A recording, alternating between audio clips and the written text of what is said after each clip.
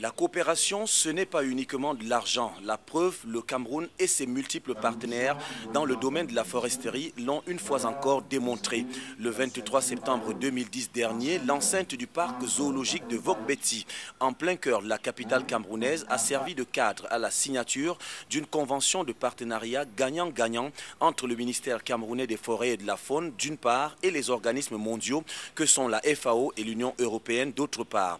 À l'occasion de cet important rendez-vous, Elvis Ngolengole, le ministre camerounais des forêts et de la faune, a loué tous les efforts jusqu'ici menés par l'Union européenne et la FAO dans le domaine de la promotion et surtout du développement de l'industrie forestière.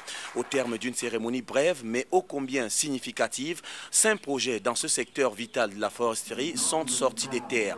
Ainsi, avec les 3 projets déjà existants, le Cameroun venait ainsi d'effectuer un bond qualitatif donnant lieu désormais à un total de 8 projets à hauteur d'un financement de 400 millions de francs CFA pour le bonheur des Camerounais créateurs de projets. Rappelons dans le même registre que dans le souci de faire du Cameroun une destination privilégiée, l'Association interafricaine des industries forestières, IFIA en abrégé, et le mécanisme pour les programmes forestiers nationaux, PFN de la FAO, se sont unis afin de promouvoir la formulation et la mise en œuvre des stratégies nationales de développement des industries forestières. Cet effort rejoignant aussi le 5e axe stratégique du plan de convergence de la COFIMAC sur l'évolution durable des ressources forestières. Car, faut-il le préciser, une stratégie de promotion du développement de l'industrie forestière est un instrument puissant pour créer un environnement propice aux investissements, seul gage pour faciliter et renforcer les marchés locaux et sous-régionaux.